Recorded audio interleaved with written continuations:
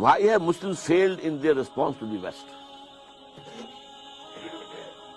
ہماری فیلیور کا سب سے بڑا سبب یہ ہے، میں ایک تو بیان کروں گا، وہ اسپینگلر کا پوائنٹ آف ویو۔ تہذیبیں اور قومیں اٹھتی ہیں، اپنے عروج کو پہنچتی ہیں، پھر گرتی ہیں، پھر ختم ہو جاتی ہیں۔ 12 تہذیبیں ٹوائنبی کے نزدیک ختم ہو چکی ہیں۔ ہمارا بھی معاملہ یہ تھا کہ ہمارا ایک اوپر کی جو موومنٹ تھی، اپر موومنٹ، وہ عربوں کی زیر قیادت تھی۔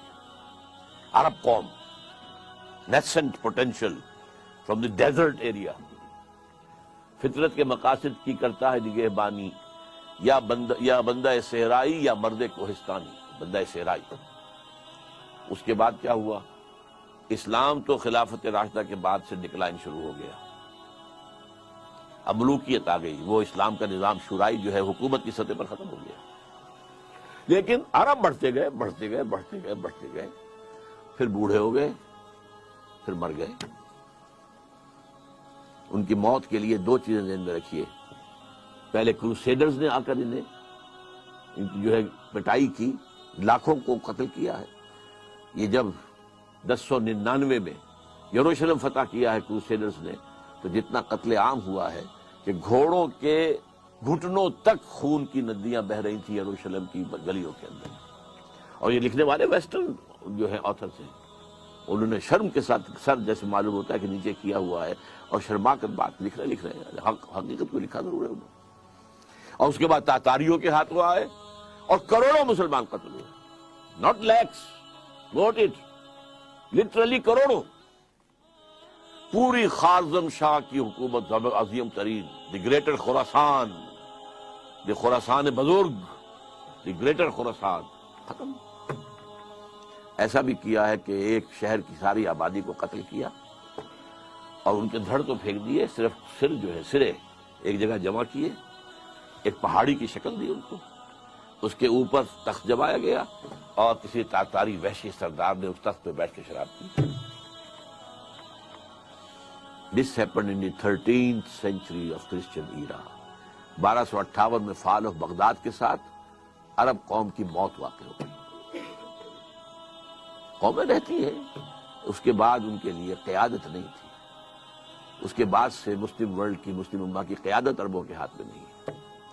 ہاں، اللہ کی طرف سے یہ معجزہ ہو گیا، جنہوں نے کروڑوں مسلمانوں کو قتل کیا تھا وہ خود اسلام لے آئے۔ ہے آیا فتنہ تاتار کے افسانے سے، پاسباں مل گئے کعبے کو صنم خانے سے۔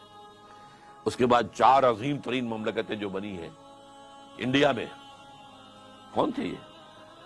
خاص طور پر مغل، ترکان تیموری، یہ ترک تھے۔ ایران میں ترکان صفوی، دی صفوید ٹرکس، پھر دی سلجوق ٹرکس، مڈل ایسٹ کے اندر سلجوقی، اور اناطولیہ سے جو ایشیا مائنر سے شروع ہو کر جو نکلے ہیں پھر آٹومان ٹرکس۔ تو آپ کو معلوم ہے کہ یورپ کا مشرقی حصہ پورا فتح کیا، ویانا کی سیج تک گئے ہیں، وہاں سے واپسی شروع ہوئی ہے۔ جیسے حضور کے زمانے میں ٹورز تک پہنچ گئے تھے، تقریباً 200 میل رہ گیا تھا پیرس حضور کے بعد صلی اللہ علیہ وسلم۔ حضور کا انتقال تو 632 میں ہو گیا ہے، اس کے بعد جو ہے 732 میں وہ شکست ہوئی ہے وہاں پر۔ اسی طرح ویانا کا جب اٹھانا پڑا ہے محاصرہ، تو وہاں سے بیکورڈ موومنٹ شروع ہوئی ہے۔ لیکن یہ کہ یورپ کا بہت بڑا حصہ جو ہے ترکوں کے زیر نگی رہا ہے، 400 برس تک خلافت بھی ان کے پاس رہی، پھر ڈاؤن فال آ گیا۔ اب ہم اس دوسرے ڈاؤن فال کے لوئسٹ ایب پر کھڑے ہوئے ہیں، اور یہ لوئسٹ ایب شروع ہوا ہے 1924 سے۔ 1924 میں خلافت ختم، صرف ایک سمبل تھا، a symbol of Muslim unity, ختم۔ اور سن 14 سے 18 تک کی جو جنگ تھی، اس کے نتیجے میں great Ottoman empire just vanished from the surface of the earth, اور at least I can say from the map of the world. زمین تو ختم نہیں ہوا کرتی نا، لیکن یہ کہ بھارت ایٹومان امپائر کہاں تھی یہ آج کوئی بھی نہیں بتا سکتا۔ کہاں بتائیے نقشے کے اندر کہاں تھی؟ حصے بکھرے ہو گئے عالم اسلام کے۔ بغاوت کروائی تھی ترکوں کے خلاف عربوں سے، کرنل لارنس، اس نے جو بغاوت کروائی ہے یہ جو شاہ بیٹھا ہوا حسین کا اس کا پردادا جو تھا اس نے بغاوت کی تھی اور ترکوں کو ذبح کیا تھا، ترکوں کو قتل کیا تھا، حرم شریف میں قتل کیا ہے ترکوں کو، اس لیے کہ قلعہ موجود تھا. جو لوگ، اب تو وہ ختم ہو گیا قلعہ، جو لوگ کچھ عرصے پہلے گئے ہیں وہاں پر تو پہاڑی جو ہے باب عبدالعزیز کے سامنے وہاں پہاڑی نظر آتی ہے اور پہاڑی کے اوپر ترکوں کا قلعہ ابھی تک موجود تھا. وہ وہاں موجود تھے، توپیں موجود تھیں، وہ توپیں چلا سکتے تھے، لیکن انہوں نے خانہ کعبہ کو نقصان پہنچانا گوارا نہیں کیا. ان کی نگاہوں کے سامنے ترک جو ہے فوجی وہاں پر ذبح کیے جاتے ہیں. اور وعدہ کیا تھا؟ ہم تمہیں آزادی دیں گے. ترکوں کے غلام کیوں ہو گئے ہو؟ آزادی کیا دی؟ سب حصے بکھرے کر لیے. عراق انگریزوں کے پاس رہے گا، مصر انگریزوں کے پاس رہے گا، شام فرانسیسیوں کے پاس رہے گا، فلسطین کا بھی مینڈیٹ انگریزوں کے پاس رہے گا، لیبیا اطالویوں کے پاس رہے گا، الجزائر فرانس کے پاس رہے گا، وغیرہ وغیرہ، موریٹانیہ اسپین کے پاس رہے گا، وغیرہ وغیرہ. تو یہ لوور اسٹیپ تھا. تو ہم اس اعتبار سے اس وقت تاریخی پہلو سے وہ اپنے دو عروج دیکھنے کے بعد، پہلا عروج under the leadership of the Arabs, دوسرا عروج under the leadership of the tricks. اب یہ دونوں نیچے زمین پر پڑے ہوئے ہیں. ایک تو یہ ہے جو حقیقت ہے جس کو سمجھنا چاہیے، اور دوسرے یہ کہ ہمارا اصل سبب کیا ہے. اسے میں کہوں گا ایمان کی کمزوری. مغرب کا فلسفہ جب ہمارے سر پر آ کر سوار ہو گیا تو اس سے ہمارے ایمان کی جڑیں کھد گئی. مسلمان تو ہم رہ گئے، مومن نہیں رہے. وہ جو پرسنل کنوکشن ہوتی ہے، یقین، جس کو اقبال کہتا ہے یقین پیدا کرے ناداں، یقین سے ہاتھ آتی ہے وہ درویشی کے جس کے سامنے جھکتی ہے فخوری. یقین نہیں رہتا. یقین کہاں؟ We have only a racial creed. یہ ہمارا ایک نسلی عقیدہ ہے جو والدین سے ہمیں منتقل ہو گیا. We are Muslims only because we were born of Muslim parents, that's all. Do we really believe in Allah? Do we really believe He is all powerful? Do we really believe He is present everywhere? Do we really believe in the life hereafter? That it is the real life? And it is the eternal life. Do we believe? جانبداری نہ کیجیے، اپنے غریبانوں میں جھانکیے. اور یہ تو آپ لوگ وہ ہیں جن کا ایک دینی ذوق ہے، مزاج ہے، آپ سوچ رکھتے ہیں، آپ چل کر آئے ہیں یہاں. آپ لوگوں کا کیا حال ہے؟ چاہے وہ جدید تعلیم یافتہ لوگ ہیں اور چاہے وہ عوام الناس ہیں. ایمان کہاں ہے؟ اور ایمان کیوں ختم ہوا یہ بھی نوٹ کر لیجیے. اس کی تشخیص کی تھی 20ویں صدی عیسوی کے مفکر اعظم قرآن سے دوری. قرآن کو بند کر دو، انہیں علم کلام میں الجھا دو، انہیں تصوف میں مگن کر دو، مست رکھو ذکر و فکر صبح گاہی میں اسے. قرآن کو بند کر لو، ورنہ قرآن میں تو یہ پڑھیں گے تو ملوکیت کے خلاف بات سامنے آئے گی، بادشاہت کے خلاف، سرمایہ داری کے خلاف. لہذا اس کو بند کر دو. اول تو یہ کہ عربی زبان جو ہے وہ ایران نے آ کر بیریئر لگا دیا کہ عربی رک گئی. یہ بھی ایک تاریخی حقیقت سے نوٹ کر لیجئے.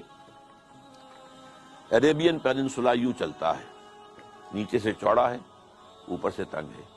ادھر سے خلیج فارس آ رہی ہے اور ادھر سے بحر قلزم آ رہا ہے.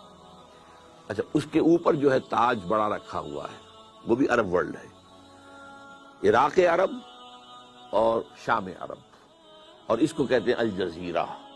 یہ جزیرہ نما عرب جو ہے الجزیرہ. یہاں سے اسلام نکلا، مسلمان نکلے. فتوحات شمال میں تو خیر کوہ قاف جو ہے وہ رکاوٹ تھا، زیادہ آگے جا نہیں سکتے تھے.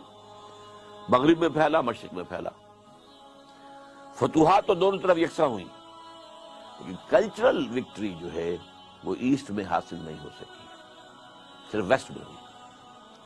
کیونکہ شمالی افریقہ جو ہے بیرن تھا، وہاں کوئی کلچر تھا ہی نہیں، وہاں کوئی تہذیب تھی ہی نہیں، نہ کوئی فلسفہ تھا، نہ کوئی ادب تھا. لہذا ویکوم تھا. اس ویکوم کو عربی نے آ کر کیپچر کیا، اور آج پورے شمالی افریقہ کی زبان عربی ہے. کیسے ہو گئی؟ That was due to that vacuum of culture. عرب آ کر چھا گئے، ان کی تہذیب چھا گئی، ان کی زبان چھا گئی، اور بڑے خوش قسمت رہے کہ اب ان کی مادری زبان ہے جس میں قرآن مجید ان کے پاس موجود ہے۔ مشرق کی طرف جب بڑھے ہیں، عراق سے نکل کر، شام سے نکل کر گئے مغرب کی طرف، عراق سے نکل کر آئے مشرق کی طرف، جو ایران ہے اس کا اپنا کلچر تھا، اس کی تہذیب تھی، اس کی زبان تھی، اس کا لٹریچر تھا، اس کی شاعری تھی، اس کا فلسفہ تھا، لہذا کلچرلی اسلام ایران کو فتح نہیں کر سکا، پولیٹیکلی فتح کیا ہے۔ اور اس کے بعد ٹیکس آ گئے، انہوں نے بھی پرشین اختیار کیے۔ ہمارے ہاں جو 800 برس حکومت رہی ہے تو Persian was the official language, not Arabic. عربی جاننے والے جو ہیں وہ تو صرف چند مولوی لوگ ہوتے تھے، اور وہ بھی عربی کہاں جانتے تھے، وہ تو فقہ پڑھتے تھے اصل میں۔ اس لیے کہ 3 عہدوں کے لیے آدمی درکار تھے، سول سروس تھی یہ ان کی مسلمان حکومتوں کی، کہ انہیں قاضی چاہیے، magistrates, they must be expert in law, مفتی چاہیے، یوس کنسلٹنٹس، مفتی، اور خطیب چاہیے جامع مسجدوں کے لیے۔ اس کے لیے انہوں نے نظام بنایا، ایک تعلیمی نظام، اس میں زیادہ زور نہ عربی زبان پر ہے نہ قرآن پر ہے، سارا زور فقہ پر ہے۔ لہذا یہاں پر عربی آئی ہی نہیں، قرآن مجید سے ہمارا تعارف ہوا ہی نہیں۔ یہ تو آج سے تقریباً سمجھیے کہ 300 برس پہلے شاہ ولی اللہ دہلوی رحمۃ اللہ علیہ نے قرآن کو کھولا ہے، فارسی میں ترجمہ کیا ہے، حالانکہ ان کے خلاف بغاوت ہو گئی تھی اور مولویوں نے فساد کھڑا کر دیا تھا، انہیں جرم کیا ہے، ترجمہ کیا ہے، قرآن کا ترجمہ کیا فارسی میں۔ ان کو قتل کرانے کے لیے ولایتی بلا لیے گئے تھے۔ ولایتی کون ہے؟ افغان۔ ایک دوسرا چونکہ ملک تھا نا، یہ ولایت تھا، یہ افغانستان جو ہے یہ ولایت تھا۔ تو جیسے کہیں سے ہمارے ہاں مکرانی جو ہے وہ جرائم پیشہ لوگ مشہور تھے کراچی میں، مکرانی کی شکل دیکھ کر آدمی ڈرتا تھا، اس طرح یہ افغانی جب آتے تھے ولایتی، تو ولایتی بلا لیے گئے تھے کرائے کے قاتل، اور مسجد فتح پوری جو جہاں سے کہ شروع ہوتا ہے ان کا جو کون سا ہے، چاندنی چوک، وہاں اس کے سرے کے اوپر جو فتح پوری مسجد ہے، اس میں عصر کی نماز کے بعد حدیث کا درس دیتے تھے شاہ صاحب، اور طے یہ تھا کہ جب وہ نکلیں گے تو قتل کر دیں گے وہ پٹھان جو کھڑے ہوئے ہیں۔ لیکن کچھ اللہ نے ان کی ایسا روم ان کے اندر پیدا کر دیا، دہشت پیدا ہو گئی ان کے اندر، ان کے ہاتھ نہیں اٹھے، otherwise he would have been killed. تو قرآن کھولا ہے کچھ تھوڑا سا۔ آج بھی ہمارے ہاں بہت سے مذہبی حلقے ہیں جو قرآن کا ترجمہ کرنے کو غلط کہتے ہیں۔ ایک بہت بڑی تحریک ہے تبلیغی جماعت کی، 15 لاکھ لوگ جہاں جمع ہوتے ہیں، ان کے نزدیک قرآن کا ترجمہ کرنا غلط ہے۔ قرآن پڑھو اور ثواب لو، باقی مسئلہ پوچھنا مولوی سے پوچھو، تم کیوں پڑھتے ہو قرآن؟ تم قرآن پڑھو گے گمراہ ہو جاؤ گے۔ یہ صحیح ہے، نیم حکیم خطرہ جان، نیم ملا خطرہ ایمان۔ اگر آپ اسی طریقے سے پڑھیں گے کہ گہرائی میں نہیں جا رہے ہیں تو آپ گمراہ ہوں گے۔ یضل بہ کثیرا ویہدی بہ کثیرا، قرآن مجید کی یہ شان قرآن خود بیان کرتا ہے۔ اللہ تعالیٰ اسی کے ذریعے سے بہت سو کو گمراہ کر دیتا ہے، اسی کے ذریعے سے بہت سو کو ہدایت دیتا ہے۔ تو ایک حد تک ان کی بات صحیح ہے، لیکن اگر اس خطرے سے آپ قرآن کو بند رکھیں گے تو قرآن ہی سے ایمان پیدا ہوتا ہے، اور وہ ایمان پیدا ہوگا تو پھر دوبارہ اسلام زندہ ہوگا، ورنہ ممکن نہیں۔